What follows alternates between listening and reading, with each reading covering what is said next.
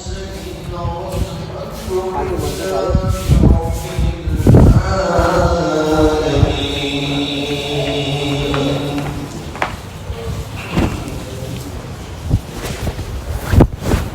و مکرم علماء کرام، بزرگ و عزیز نوجوان بھائیوں،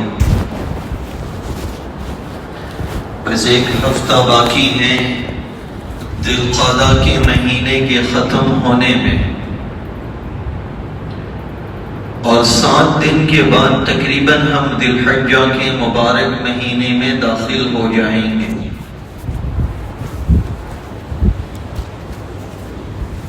یہ مہینہ شوال ذی القعدہ جو گزرے ہیں، جو گزر رہا ہے، اور جو مہینہ آ رہا ہے، ہم ایسے مہینوں میں چل رہے ہیں اور ہمارے سامنے سے ایسے دن گزر رہے ہیں جن مہینوں کا اور جن دنوں کا ذکر اللہ تعالیٰ نے قرآن الکریم میں فرمایا ہے۔ منہا اربعۃ حرم، کہ یہ عظمت والے مہینے ہیں جس میں سے تم چل رہے ہو۔ پھر یہ مہینہ آئے گا ذی الحجہ کا مہینہ۔ اللہ تعالیٰ نے عمومی طور پر ایک ساتھ اس مہینے کے شروعات کے دنوں کی، اس مہینے کی فضیلت کو ذکر کرنے کے بعد ذی الحجہ کے مہینے اور اس کے شروعات کے 10 دنوں کی فضیلت اور اس کی عظمت اور اس کے احترام کو دیکھتے ہوئے قرآن الکریم میں مستقل طور پر علیحدہ الگ سے اس کا ذکر کروایا کہ تمہارے سامنے ایسی راتیں آئے گی، والفجر ولیال عشر، 10 راتیں آئے گی ذی الحجہ کی، شفع والوتر، پھر اس میں جمعہ کی رات ہوگی، پھر اس میں عید کی رات ہوگی، پھر اس میں عرفات کی رات ہوگی۔ اللہ تعالیٰ نے خصوصی طور پر الگ سے ذی الحجہ کے شروعات کے 10 دنوں کی فضیلت کو قرآن الکریم میں ذکر کروایا۔ اس سے آنے والے دنوں کی اور زیادہ فضیلت اور اس کا اور زیادہ احترام اور عظمت معلوم ہوتی ہے۔ اللہ تعالیٰ ہم سب کو اس کی قدردانی نصیب فرمائے۔ یہ وہ دن ہیں جس میں روزوں کے ثواب کو بڑھایا جاتا ہے۔ حج کرنے جاتے ہیں ان کے لیے روزہ نہیں ہے، لیکن 9 ذی الحجہ کا روزہ حاجیوں کے علاوہ ساری دنیا میں بسنے والے لوگوں کے لیے مسنون ہے، اور یہ مغفرت کا سبب ہے۔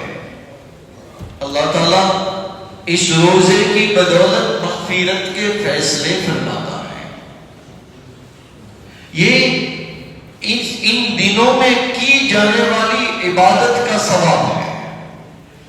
اس لیے یہ جو دن ہمارے سامنے سے گزر رہے ہیں، جو دن آ رہے ہیں، ہم ان دنوں کی قدردانی کرنے والے ہیں۔ ان دنوں کی فضیلت اور ان دنوں کے احترام اور ان دنوں کی عظمت کے لیے ایک بات یہ بھی ہے کہ اللہ تعالیٰ نے انہی ذی الحجہ کے 10 دنوں میں، جہاں شروعات ہوتی ہیں 8 ذی الحجہ سے، اللہ تعالیٰ نے بہت ہی محترم عبادت رکھی ہے جسے ہم حج بیت اللہ کہتے ہیں۔ ہم نے پچھلی کئی جمعوں میں حاجی حج کے لیے جاتا ہے، عمرہ کرنے والا عمرے کے لیے جاتا ہے، جن جن مقامات پر وہ جاتا ہے ان مقامات کی مختصر سی تفصیلیں سنی، اور یہ اس لیے سنائی گئی کہ کچھ احترام دلوں کے اندر پیدا ہو گئے۔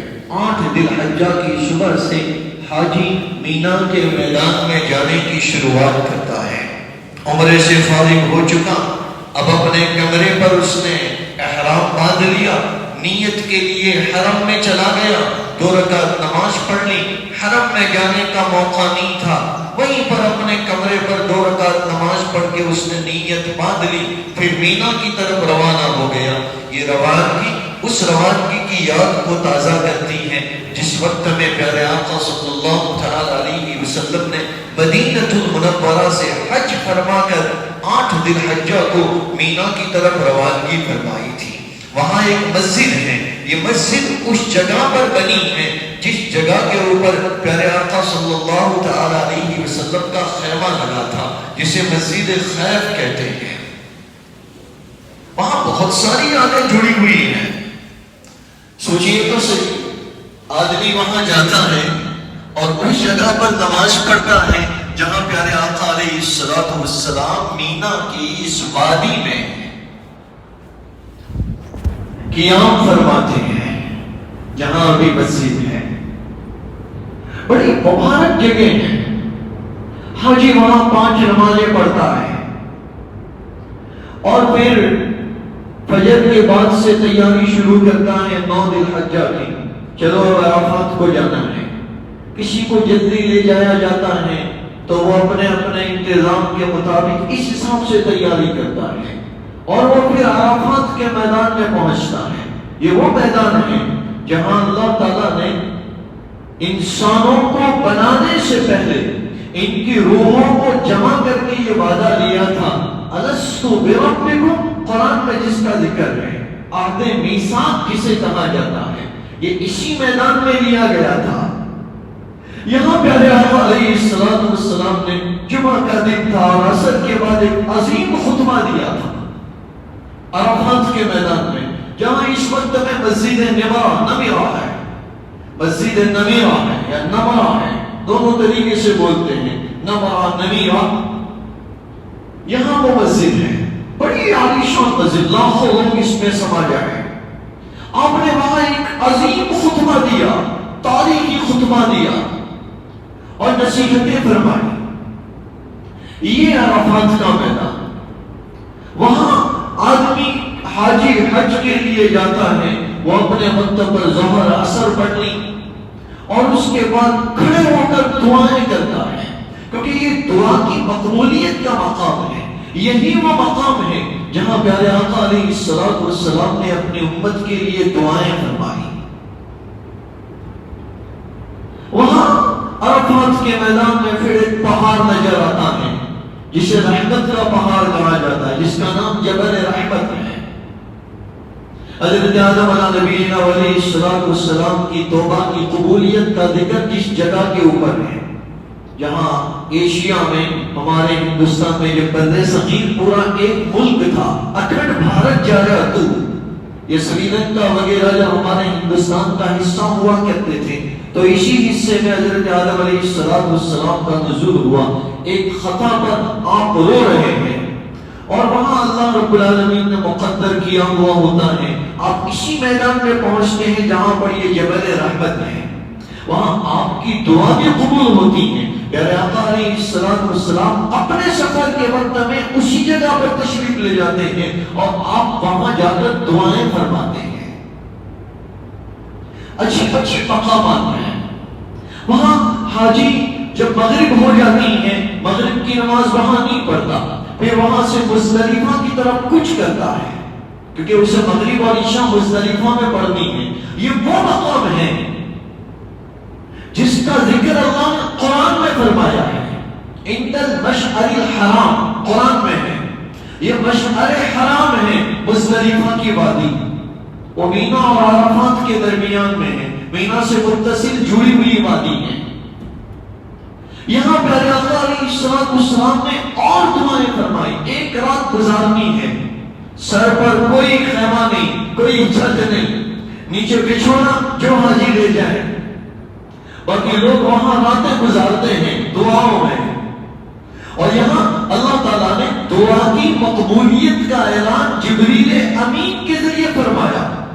اللہ کے رسول علیہ السلام کی اپنی امت کی اتفاق اور اتحاد اور ان کے آپسی جھگڑوں کے بارے میں ایک دعا تھی، عرفات میں بھی مانگی گئی تھی، وہاں کچھ باتیں اور سنائی گئی۔ یہ دعا یہاں بھی مانگی گئی اور یہاں پر بشارت سنائی گئی. یہ وہ مقام ہے مشعر حرام جسے مزدلفہ کی وادی کہا جاتا ہے.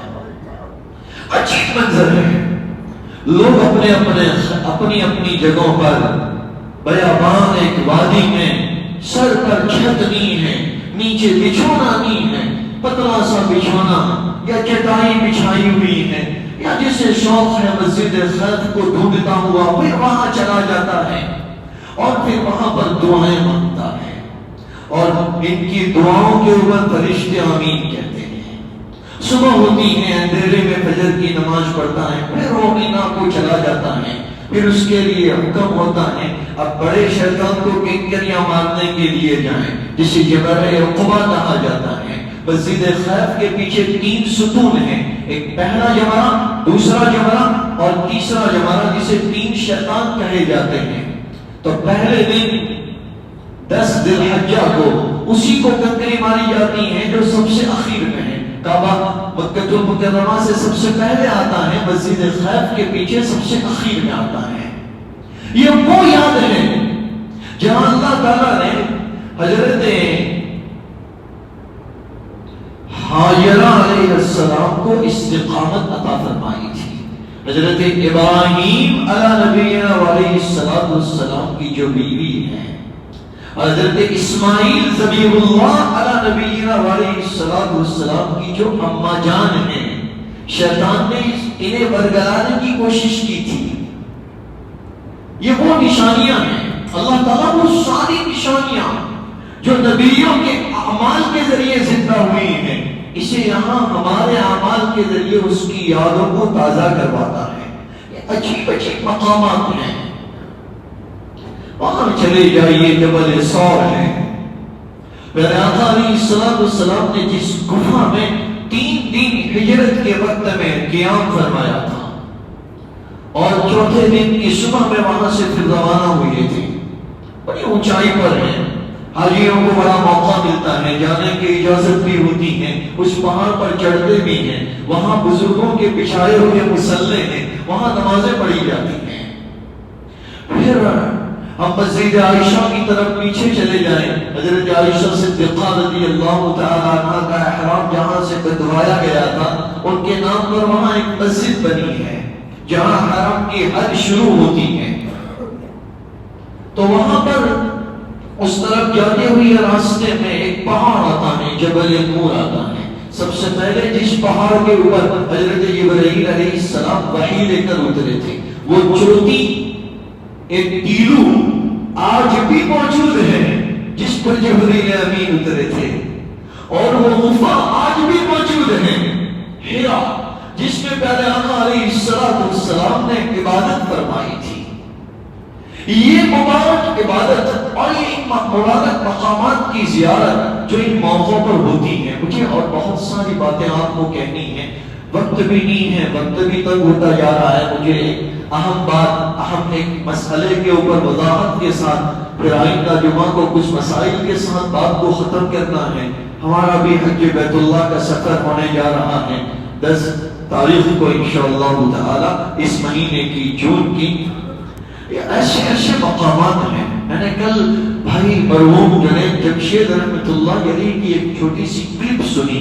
یہ فرما رہے تھے کہ جو ہم تذکیریں کرتے ہیں نا یہ مبارک مقامات کی, پیارے آقا علیہ السلام کی تعریف میں جو قصیدے پڑھتے ہیں نا, اور یہ جو مقامات کو یاد کر کر کے اپنی زبان سے بولتے ہیں نا, وہ کہتا ہے جنید جمشید مرحوم, اللہ ان کی مغفرت فرمائے, ہمارے سارے مرحومین کی مغفرت فرمائے, کئی کروڑ روپے لے کر جو سانگ گانے والا تھا, اللہ تعالیٰ نے توبہ کی کیا توفیق دی کہ وہ جب حیات تھا وہ ایک مرتبہ لوگوں کے درمیان میں بیٹھ کر کہہ رہا تھا, یقین جانیے گا مجھے اس پر فخر نہیں ہے, میں آپ لوگوں کو خوش کرنے کے لیے کہہ رہا ہوں. وہ کہہ رہے ہیں, ان کے الفاظ یہ ہیں, مجھے فخر نہیں ہے, میں آپ لوگوں کو خوش کرنے کے لیے کہہ رہا ہوں, جب سے میں نے یہ تذکرے شروع کیے ہیں نا تب سے مجھے کئی مرتبہ پیارے آقا علیہ السلام کا دیدار نصیب ہوا ہے. کہ وہ چیزیں ہیں ہماری امیدیں, ہمارے تذکیرے ان مقامات پر جانے کے اگر مسجد نبوی کا تذکرہ شروع کر دیا جائے، مدینہ المنورہ کے مقامات کا تذکرہ شروع کر دیا، آج بھی وہ خرقی وہاں موجود ہیں، باب سلام سے داخل ہوتے ہیں، وہاں گیٹ کے اوپر 2 منزلہ عمارت ہے جہاں پیارے آقا علیہ السلام نے سب سے پہلے قیام فرمایا تھا، لوگوں کو پتہ نہیں چلتا، وہاں قرآن کی آیتیں لکھی ہوئی ہیں اور بڑے بڑے حرف سے وہاں ایک نون صرف لکھا ہوا ہے قرآن کی آیت کے درمیان میں، اور وہاں وہ کھڑکی آج بھی موجود ہے جو پیارے آقا علیہ السلام کے اس گھر میں اس زمانے میں موجود تھی، اسے نکالا نہیں گیا، آج بھی موجود ہے۔ کتنی نشانیوں کا دیدار ہو جائے، کتنے مقامات کا دیدار ہو جائے، کیسی کیسی چیزیں نصیب ہو جائیں، یہ حج بیت اللہ کے سفر کے درمیان میں یہ ساری چیزیں انسان کو نصیب ہوتی ہیں۔ یہ مبارک عبادت اللہ تعالیٰ نے یہ آنے والے مہینے کے 8 ذی الحجہ سے لے کر 12 ذی الحجہ تک کے 5 دنوں میں رکھی ہے۔ ایک یہ عبادت اور ایک عبادت قربانی کی عبادت ہے۔ قربانی حضرت ابراہیم علیہ السلام کی سنت، قربانی انسانوں کے اللہ کے ساتھ عشق کی پہچان۔ ایک بندہ اللہ سے کتنی محبت کرتا ہے، اس محبت کی پہچان، اس محبت کا مظہر یہ قربانی ہے۔ کیا وجہ اس کی؟ حضرت ابراہیم علیہ السلام کا امتحان اسی میں لیا گیا تھا، بیٹا پیارا، اللہ کا حکم پیارا، پروردگار تیرے حکم سے آگے تو کچھ ہے ہی نہیں، تیرا حکم پیارا، تو نے حکم دیا بیٹے کو ذبح کرنا ہے، بیٹے جی ابا جان کیا کہہ رہے ہو؟ انی ارا فی المنام انی اذبح، اللہ کا حکم ہے آپ کو ذبح کر دیا جائے۔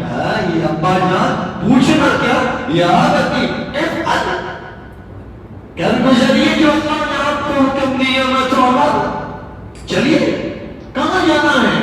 کہاں چلیے؟ اس پہاڑ کے اوپر، وہ پہاڑ کے اوپر لے جاتے ہیں۔ اللہ تو نے حکم دیا، لے میں نے اپنے بیٹے کو تیرے سامنے ذبح کرنے کے لیے سلا دیا۔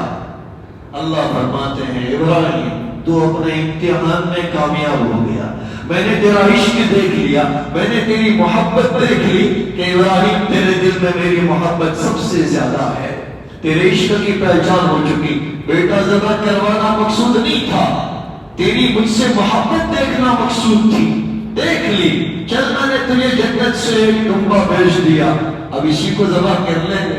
وہ چھری بیٹے پر نہیں چلی اور وہ ڈمبے پر چل گئی۔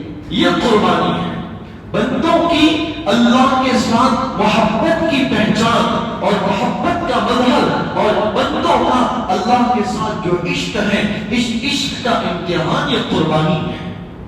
اس لیے پیارے آقا علیہ السلام نے جب سے قربانی واجب ہوئی کبھی بھی قربانی نہیں چھوڑی، بلکہ موقع ملا پیارے آقا علیہ السلام نے 100 اونٹوں کی قربانی فرمائی۔ پیارے آقا علیہ السلام کو موقع ملا، پیارے آقا علیہ السلام نے اپنی ساری امت کی طرف سے قربانی کروائی۔ آئی اللہ ہم سے کیسی عبادت کروا رہا ہے جو ایک خلیل نے فرمائی، ایک حبیب نے فرمائی۔ خلیل حضرت ابراہیم علیہ السلام نے اور حبیب پیارے آقا خلاصۃ الموجودات حضرت محمد مصطفیٰ صلی اللہ تعالی علیہ وسلم نے فاطمہ سے فرمایا، فاطمہ آج تو تیرا قربان جانور قربان ہو رہا ہے، چلو اپنا جانور قربان ہو رہا ہے وہاں پر چلی جا۔ ٹھیک ہے ابا جان۔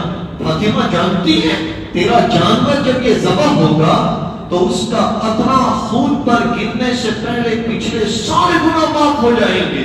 پہلا علیہ السلام اپنی بیٹی جنت کی عورتوں کی سردارنی کو یہ بشارت سنا رہے ہیں، فاطمہ تیرا جانور ذبح ہو رہا ہے، تو جا اس کا خون کا قطرہ زمین پر گرنے سے پہلے سارے پچھلے گناہ معاف ہو جائیں گے۔ اللہ اللہ اللہ، قربان جائے حضرت فاطمہ رضی اللہ تعالیٰ عنہ پر۔ ابا سے پوچھتی ہے، ابا جان صرف آپ کے خاندان والوں کے لیے ثواب ہے یا پوری امت کے لیے؟ ایک سوال کر لیا، یہ بشارت ہم سب کے لیے لکھ دی گئی۔ پیارے آقا علیہ السلام نے فرمایا جو بھی قربانی کرے قیامت تک ان تمام کے لیے یہ ثواب ہے۔ یہ قربانی کی ایک عبادت ہے۔ ہم اس میں ادا کریں. 10 11 12 دن لگ جاتا. ہر صاحب استطاعت اس بات کی کوشش کرے عمدہ سے عمدہ اچھا سے اچھا خود کی پرورش کیا ہوا ایسا جانور ذبح کرے جس کی محبت اس کے دل میں آ چکی ہو. ایک دن کے جانور کی محبت دل میں نہیں ہوتی. جانور کی ایسی پرورش کرے کہ اس جانور کی محبت دل میں آ جائے, پھر اس جانور کو ذبح کرے. دیکھیے تو صحیح پھر قربانی میں کتنا مزہ آتا ہے. ایک یہ عبادت اس ان دنوں میں ہے. اس کی بات بہت کچھ باتیں کچھ آداب آئندہ جمعہ کو بیان کریں گے انشاءاللہ تعالی. میں 2-3 منٹ کا آخری میں وقت لے کر ایک مسئلے کی اس کی تحقیق مجھ سے اس سے پہلے بھی کئی مرتبہ پوچھی گئی. آج موقع بھی ہے اور ہم نے مکہ المکرمہ کے قبرستان معلات میں جا کر بھی دیکھا اور مدینہ المنورہ کے قبرستان جنت البقیع میں جا کر بھی دیکھا. الحمدللہ اس نیت سے ہمارے گاؤں کے بھی 2 مرحومین جنت البقیع میں مدفون ہیں. ایک ہمارے پچھوڑی والا فیملی کے اور ایک مہیدہ فیملی کے. ان کی نیت سے وہاں پر حاضری بھی دی, مستقل حاضری بھی دی. یہ وہ قبرستان ہے, اس کا بھی تفصیلی وقت نہیں ہے. وہاں کے حالات میں بھی ہم نے دیکھا. تحقیق یہ ہے کہ ہم بہت سارے اعمال کرتے ہیں ہمارے مرحومین کے ساتھ. ایک تو یہ کہ مستقل ایک بیان کی ضرورت ہے. مسنون طریقے کے مطابق کفن دفن اور میت کو اٹھانے کا سنت اور نبوی طریقہ پیارے آقا علیہ السلام والا ذکر کیا جائے. اسے بھی کسی وقت میں تفصیل سے بیان کریں گے. لیکن کچھ کام جو ہم کرتے ہیں ان کاموں پر ہمیں کیا ملتا ہے اور یہ کیا چیزیں ہیں, مختصر طور پر اس مسئلے کی تحقیق کو سنیں. ہم جو کچھ کام کرتے ہیں یہ کچھ معمولی نہیں ہے. مثال کے طور پر ہم میت کو غسل دیتے ہیں. یہ مستدرک حاکم کی روایت ہے. ابو رافع رضی اللہ تعالیٰ نے اسے روایت کیا ہے اور امام مسلم رحمۃ اللہ علیہ کی شرط پر یہ صحیح حدیث ہے. میت کو غسل دینا, میت کو غسل دینا, پیارے آقا علیہ السلام نے فرمایا 40 مرتبہ اس کی مغفرت کی جاتی ہے. سوچئے ایک مغفرت گناہوں کی معافی کے لیے کافی ہے, 40 مرتبہ مغفرت میت کو غسل دینے پر کی جاتی ہے. پیارے آقا علیہ السلام نے فرمایا تم یہاں میت کو کفن پہناتے ہو, جن کپڑوں کا ذکر قرآن میں ہے سندس اور استبرق, 2 کپڑوں کا ذکر جنت کے قرآن میں ہے. پیارے آقا علیہ السلام نے فرمایا میت کو کفن پہنانے والوں کو اللہ رب العالمین جنت کے یہ دونوں کپڑوں کا لباس نصیب کرے گا. سب سے دیندار لوگ بھی وہاں حاضر رہیں اور جن وارثوں پر اولاد پر گزرنے والے کا حق ہے وہ بھی اس میں حاضر رہیں. اس میں کچھ نہ کچھ کوتاہیاں ہو جاتی ہیں غسل دینے میں اور کفن پہنانے میں. اس کے ثوابات تو دیکھیے. پیارے آقا علیہ السلام نے فرمایا کہ لوگ میت کے لیے قبر کھودتے ہیں. میت کے لیے قبر کھودنا اللہ رب العالمین ہمیشہ کے لیے اس کے حق میں ثواب لکھتے رہنے کا حکم دیتا ہے. اور اس کی مثال دی پیارے آقا علیہ السلام نے, جیسے کسی آدمی نے گھر بنایا اور وہ ہمیشہ اس میں رہنا شروع کر دیتا ہے, اس طریقے سے قبر کھودنے والے کے لیے اس طریقے سے ہمیشہ کا ثواب لکھا ہی جاتا رہتا ہے. یہ چیزیں معمولی نہیں ہیں. ہمارے نوجوان کرتے ہیں دھوپ میں تپتے ہوئے, رات کے اندھیریوں میں نیند کو قربان کرتے ہوئے, بے انتہا ثواب ان کے خاتوں میں لکھا جاتا ہے. میت کے اوپر مٹی ڈالنا, آپ کو شاید پہلی مرتبہ آپ سن رہے ہو اور سن کر تعجب بھی ہوگا. یہ میت کو دفنانے کے بعد اس کی قبر پر مٹی ڈالنا ایک ایسا عمل ہے جس عمل کو اللہ نے قرآن میں سکھایا ہے. سورہ مائدہ میں ہے. حابیل اور قابیل کے درمیان میں جب جھگڑا ہوا اور حابیل کی جب شہادت ہوئی اس وقت میں بس یہ دونوں حضرت آدم علیہ السلام کے بیٹے ہیں. اب کیا کیا جائے؟ ایک بیٹے کا انتقال, اللہ تعالیٰ نے ایک کبے کو بھیجا, یہ سورہ مائدہ میں ہے, اور اس کے ذریعے یہ عمل بتلایا اس طریقے سے قبر کھولی جائے, میت کو اس طریقے سے قبر میں سلایا جائے اور اس کے اوپر اس طریقے سے مٹی ڈالی جائے. قبر کھودنا ایک اہم چیز اور اس کے اوپر مٹی ڈالنا یہ بھی اتنی اہم چیز. اس کا ذکر قرآن میں 2 جگہ پر ہے. قرآن میں ایک جگہ شاید سورہ طٰہٰ میں ہے جس میں اللہ رب العالمین نے دنیا میں آنا اور دنیا سے پھر دوبارہ اس طریقے سے رخصت کیے جانا یعنی قبر میں دفنایا جانا اور قبروں سے اٹھنے کا ذکر فرمایا ہے. تو یہ میت کو دفنانا, اس کے اوپر مٹی ڈالنا, یہ ایک ایسا عمل ہے جو قرآن میں ذکر فرمایا گیا ہے, جس کی تعلیم اللہ نے خود دی ہے.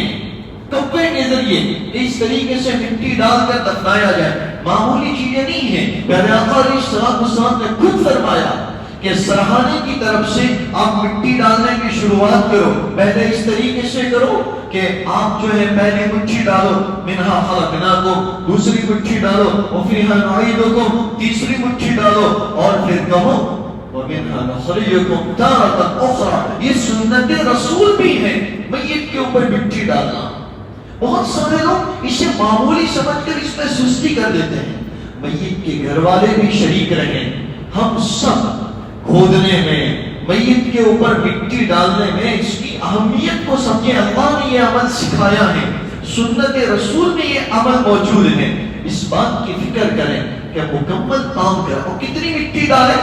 اتنی مٹی ڈالیں جیسے اونٹ کی کوہان ہوتی. اونٹ نو دیکھو تو بندہ ہے جو جیسے تو اونٹ کا ڈھیکا جیسا ہوتا ہے, اونٹ کی کوہان جیسی ہوتی ہے. اتنی مٹی ڈالیں, باقی بچ جائیں. اگر وہ پانی وغیرہ ڈالنے کے ذریعے دب جائیں تو پھر اسے دوبارہ صحیح کر دیں, باقی اسے اتنی اونچی کر دیں. تو یہ ساری چیزیں سنت رسول سے ثابت ہیں. پہلے آقا علیہ السلام نے اس پر ثواب کا ذکر فرمایا ہے. تو قبر کا کھودنا, اس کے اوپر مٹی کا ڈالنا, سارے لوگ باری باری 10-15 لوگ ماشاءاللہ متعین ہوتے ہیں. ہر آدمی اس کی فضیلت کو سمجھتے ہوئے اپنا حق سمجھے. اور سب سے بڑی بات یہ سمجھیں کہ آج کسی اور پر مٹی ڈالنے کی باری ہے, میں شریک, کل میری باری, مجھ پر کوئی اور شریک ہو. کیا پتا کسی نیک بندے کے ہاتھ کی مٹی میرے قبر کے اوپر آ جائے گی, اللہ اسی کے صدقے میں مغفرت کر دے. کیا بعید ہے. اس لیے یہ ایک تحقیقی بات مسئلے کی شکل میں بیان کرنی تھی کہ اسے ہم فضیلت اور ضروری چیز سمجھ کر اس طریقے سے باقاعدہ انتظام کے ساتھ قبر کھودنے سے لے کر مٹی ڈالنے تک کے سارے اعمال کو سنت کے مطابق کرنے کی کوشش کریں. اللہ تعالیٰ ہم سب کو اخلاص کے ساتھ ان باتوں پر عمل کی توفیق عطا فرمائے. آمین. وآخر دعوانا ان الحمدللہ رب العالمین. بی بی بہن یونس بھائی کے روسن والا, ان کی طرف سے 10